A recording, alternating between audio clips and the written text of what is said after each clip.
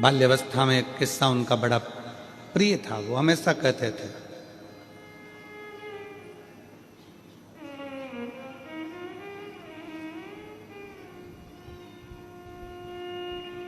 खेत में एक व्यक्ति सो रहा था, उसको सांप ने डस लिया। उसको सांप ने डस लिया।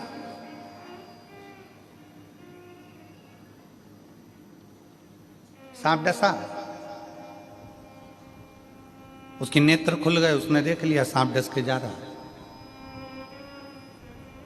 चिल्लाया जम के, पत्नी उड़ गई, पास में सोई थी, उसने देखा, उसने भी देख लिया कि सांप डसा। जम के पत्नी ने कपड़ा बांधा। पति ने कहा मुझे सांप डस गया। पत्नी कहती है क्यों मूर्खों की तरह बात करते हो, पागल हो गए, सांप डस गया। अरे मैंने देखा सांप डस के अभी गया, काला सांप था बहुत भयंकर। पत्नी कहती है वो तो मैंने काले कलर की रस्सी पटकी हुई थी तो वो घड़ी बना के रखी थी, कोई सांप में अपनी डसा, चलो सो जाओ। पति सो गया, पांव में दर्द हुआ।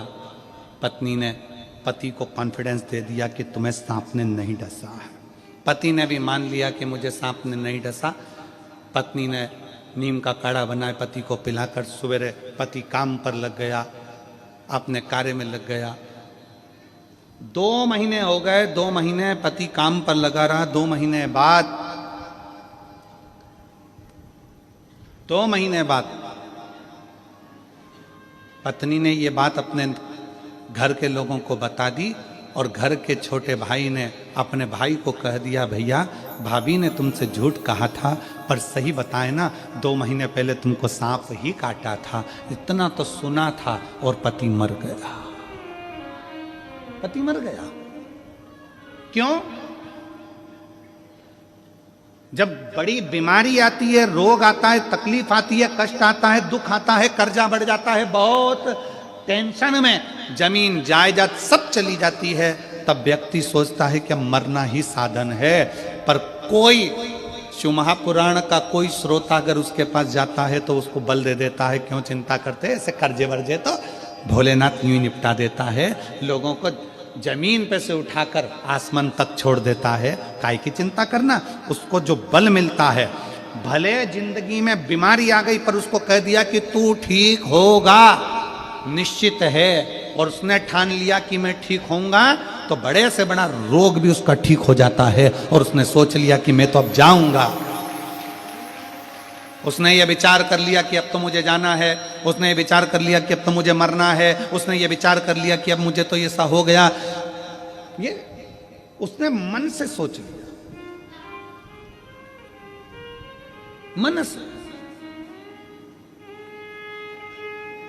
घुटने में जितना दर्द नहीं होता उतना तुम मन का दर्द बना ले, तो बहुत तकलीफ है महाराज घुटना में, बहुत।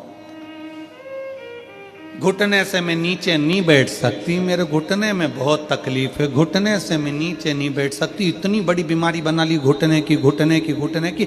मन में बना लिया कि मैं घुटने से नीचे नहीं बैठ सकती, मैं ऐसा नहीं कर सकती, मैं वैसा नहीं कर सकती, 2 कदम नहीं चल सकती। अब तेरे घुटने में इतनी तकलीफ है और तू कह रही मैं 2 कदम नहीं चल सकती, और किसी सपेरे से सांप ला के छोड़ दो, फिर भगेगी कि नहीं भगेगी?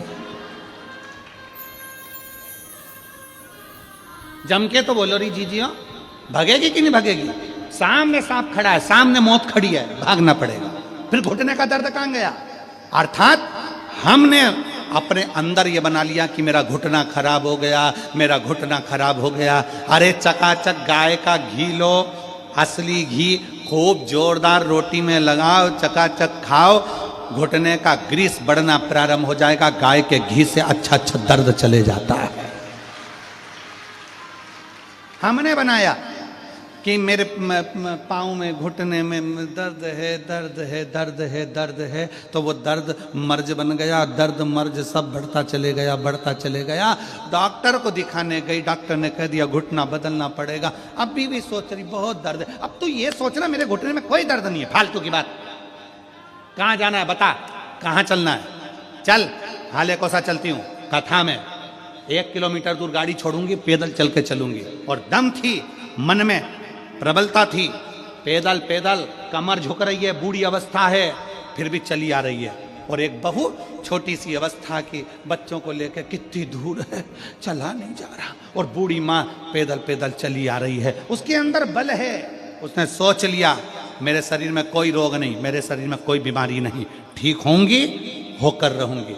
आई, कथा कर तत्व ग्रहण करा, घर गई, इतने में उसको लगा आज मैं बिल्कुल ठीक हूं, क्योंकि उसने मन से सोच लिया कि मैं ठीक हूं और ठीक हो जाऊंगी। हमने बनाया है।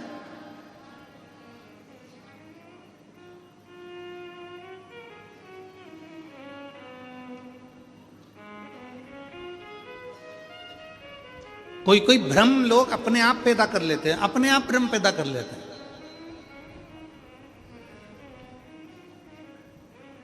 भजन होएगा, अपने आप भ्रम पैदा कर लिया। जैसे कोई भजन आया और लोग भ्रम पैदा कर लेते कि मेरे को अभी थोड़ी देर में मैं घूमने लगूंगी।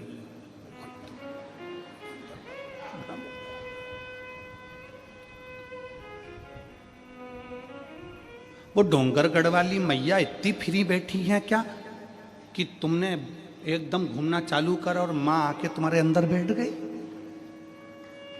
हनुमान जी इतने फ्री बैठे हैं क्या कि तुम्हारे अंदर आकर बैठ जाएंगे? देवता इतने फ्री बैठे हैं कि थोड़ी थोड़ी देर में तुम्हारे घर में, तुम्हारे अंदर आकर बैठ जाएंगे? नहीं, हमने भ्रम बना लिया कि शरीर में ये लग गया, शरीर में वो लग गया, शरीर में ये लग गया, शरीर में वो लग गया। शरीर में कभी गांधी जी तो नहीं लगते, लगना चाहिए।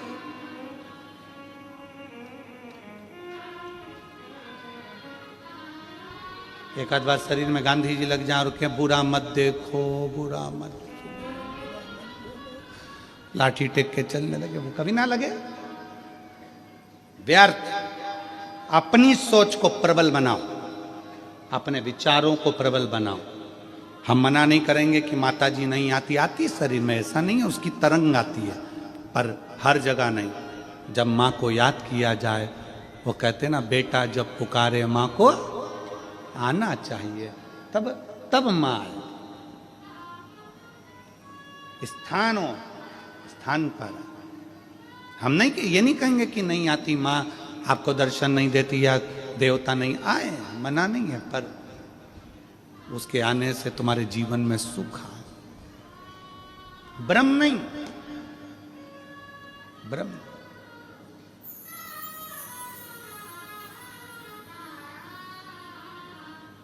भगवंत ढूंढिए, ग्रंथ नहीं लगे हाथ, संत हाथ ना लगे तो भगवंत को हाथ लगना चाहिए। भगवंत कौन है? भगवंत का लक्षण क्या? भगवंत का सबसे बड़ा लक्षण है ना काहू से दोस्ती, ना काहू से बैर। भगवंत का सबसे बड़ा लक्षण है वो ज्यादा किसी से दोस्ती भी नहीं, ज्यादा किसी से बैर भी नहीं, किसी से उसकी दुश्मनी नहीं है और किसी से उसकी दोस्ती नहीं। जो मिला उसको गले लगा लिया। वो एक हमारे सनातन धर्म में एक बहुत सुंदर सी लाइन गुनगुनाते हो ना, ज्योत से ज्योत जगाते चलो और प्रेम की गंगा।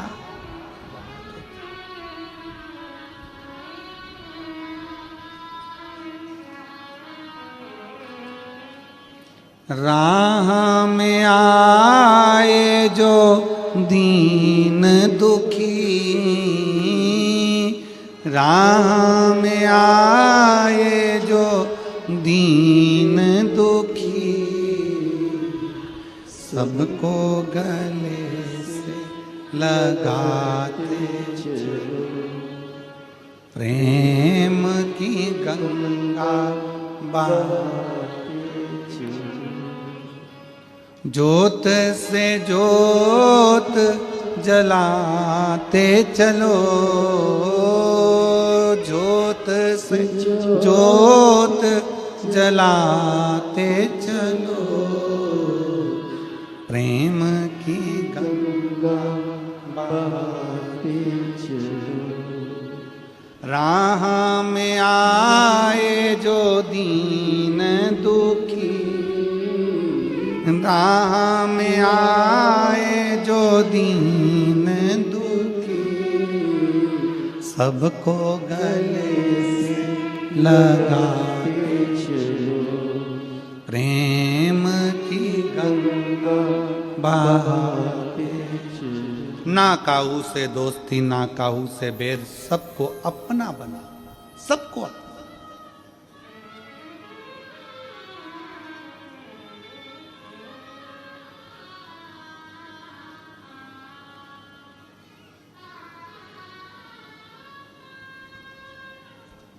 सास कहती है बहू बुरी है तो लाई काय को, बहू कहती है सास बुरी है तो आई काय को, क्यों आई?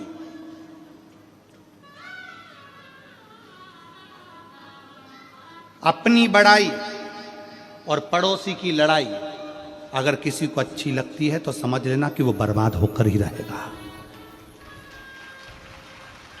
जम के बोलो क्या क्या क्या क्या? अपनी बड़ाई और पड़ोसी के घर की लड़ाई अगर तुम्हें अच्छी लग रही है तो समझ लेना कि एक दिन तुम बर्बाद होकर रहोगे। तुम पड़ोसी के घर में लड़ाई हो रही है और तुम बड़े खुश होकर, कितनी जोरदार लड़ाई हो रही है, सास ऐसा बोल रही, बहू ऐसा बोल रही और तुम्हें आनंद आ रहा है, समझ लेना कि तुम पड़ोसी के घर की लड़ाई को देखकर अगर खुश होते हो तो तुम्हारी जिंदगी का बर्बादी का सिरा है। उसके घर लड़ाई हो रही है ना, तो थोड़ा भगवान से प्रार्थना करो दोनों में शांति बन जाए। प्रभु बहुत अच्छा घर है मेरे घर के पास का, बहुत अच्छे लोग हैं, ना जाने किसकी नज़र लग गई उसको, बहुत अच्छा परिवार है बाबा, इसको अच्छा कर दो। एक लोटा जल शंकर जी को और चढ़ा दो अपने पड़ोसी के लिए कि इनका प्रेम बढ़ जाए। अपनी बड़ाई जिस दिन अच्छी लगने लगे, वाह वाह मैंने जो करा बहुत अच्छा करा, मैंने ऐसा कर दिया, मैंने वैसा कर दिया, मैंने यूं कर दिया, मैंने यूं कर दिया, अपनी बड़ाई और पड़ोसी के घर की लड़ाई अगर अच्छी लगे तो समझ लेना कि उस दिन तुम्हारा बर्बादी का सिरा प्रारंभ हो गया।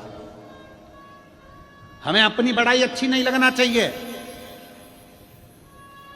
और पड़ोसी के घर की लड़ाई भी अच्छी नहीं लगना चाहिए। समझौता हो, समझाओ, अच्छे रहिए।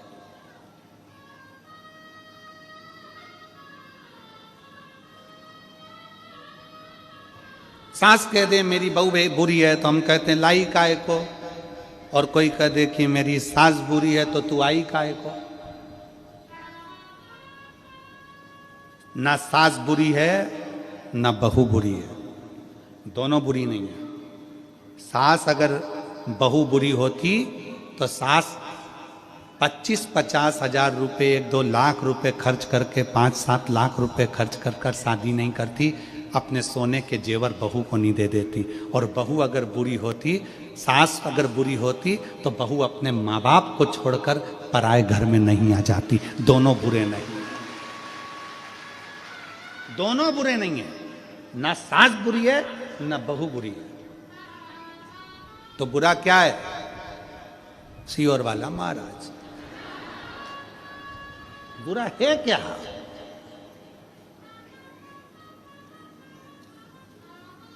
गुरुजी आप कह रहे हो ना सास बुरी ना बहू बुरी, तो बुरा कौन? सियोर वाला महाराज।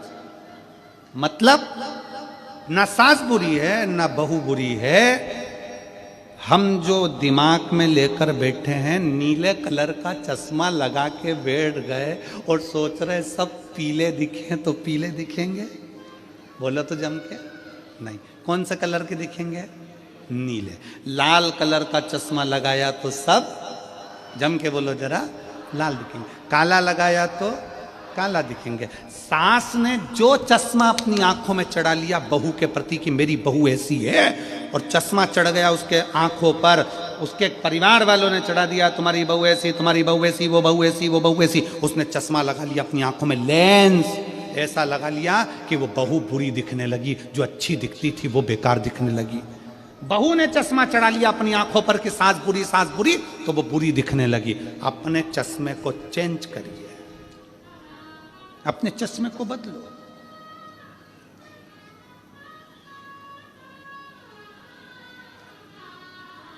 थोड़ा बदलो, चश्मा बदलोगे अच्छा दिखने लगेगा, श्रेष्ठ दिखने लगेगा।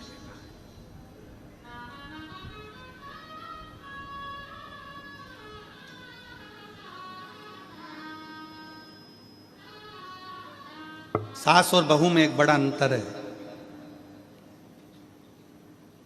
सास मां नेत्र है, बहू चश्मा है।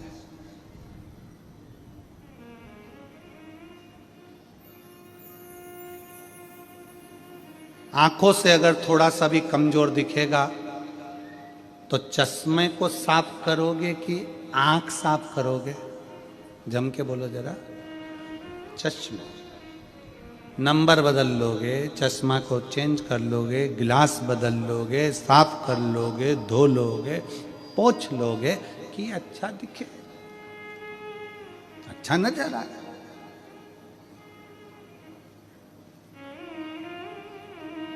नेत्र तो नहीं बदल सकते बार बार, बोलो जम के बोलो।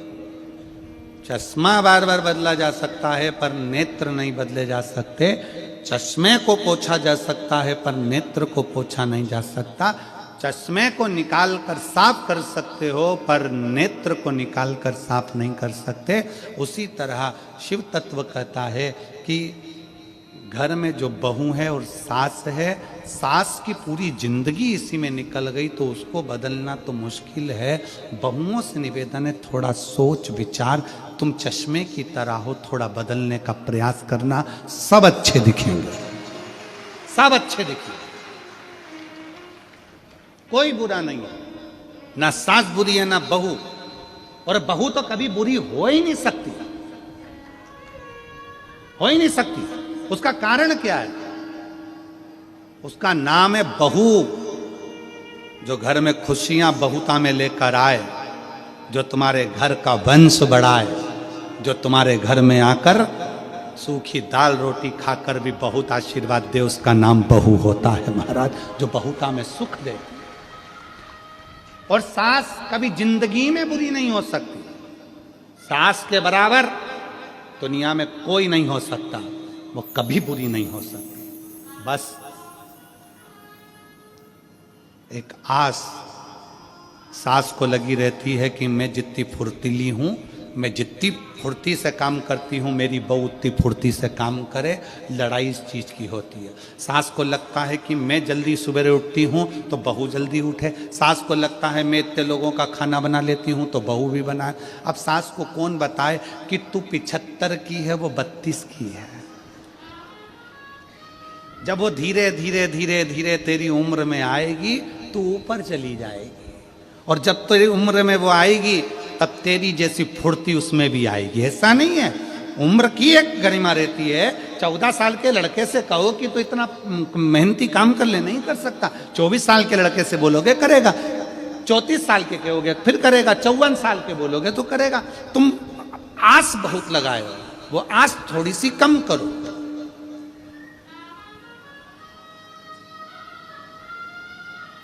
किसी को भरोसा दीजिए, विश्वास दीजिए, पर भरोसा तोड़िए नहीं। दुनिया में सबसे बड़ा दान है, अभी कथा में कहा था, तो वो विश्वास का दान है, भरोसे का दान है। चिंता मत करना, बाबा बैठा है। ये शिव महापुराण की कथा करती क्या है? आप लोगों को भरोसा पैदा करती है आपके दिल में। सारी समस्या का हल श्री शिवाय नमस्तुभ्यम बोल बम का नारा है। थोड़ी मेहनत हाथ की, बाकी कृपा भोले नाथ की। कोई लेट बनता है, कोई जल्दी बनता है, शिव को जल चढ़ाने वाला एक दिन सेठ जरूर बनेगा। ये विश्वास तुम्हारे अंदर जागृत हो गया, भरोसा तुम्हारे भीतर जागृत हो गया। ये मेरा बुरा नहीं हो सकता। मैंने शंकर की कथा सुनी है, मैंने शिव महापुराण की कथा पंडाल में बैठकर सुनी है। मेरा बाबा मेरे घर में संतान देगा, सुख देगा, वैभव देगा, मेरा भरोसा। एक पत्र है,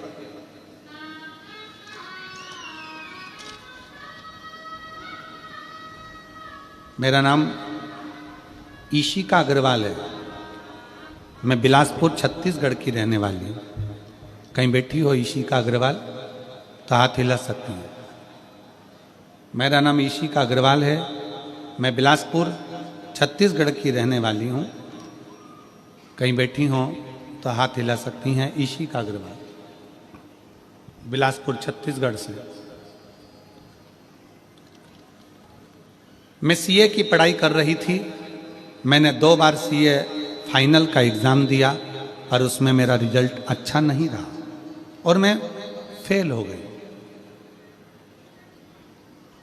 मैं हिम्मत हार चुकी थी। बार बार वही किताबें पढ़ने से मैं थक चुकी थी और तंग आ चुकी थी। मेरे को फिर से तैयारी कर एग्ज़ाम देने में डर लग रहा था।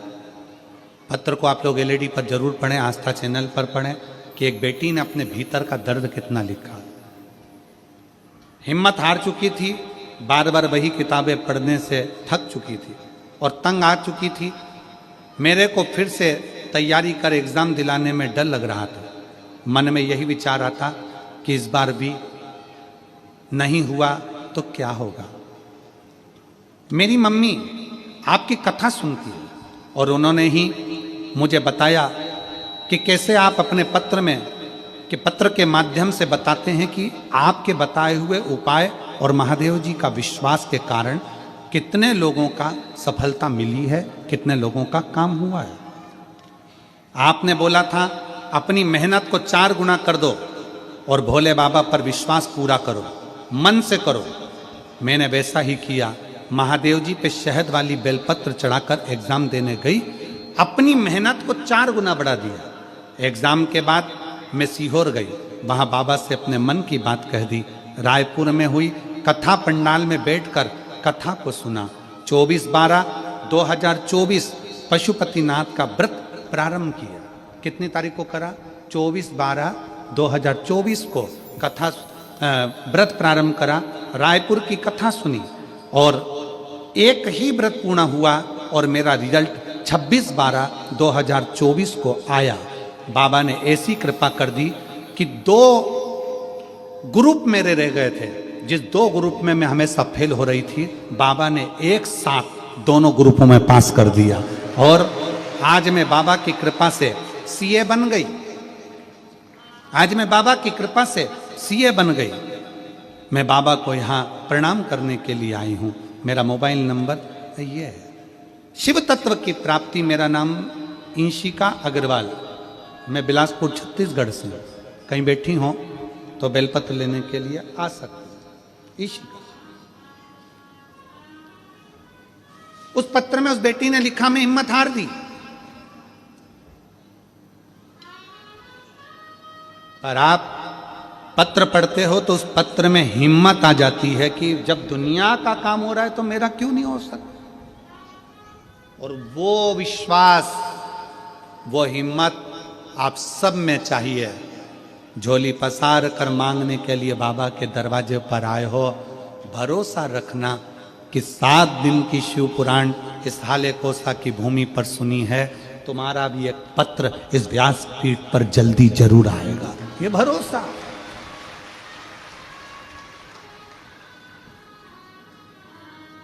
हम अपने विश्वास को ना तोड़ें।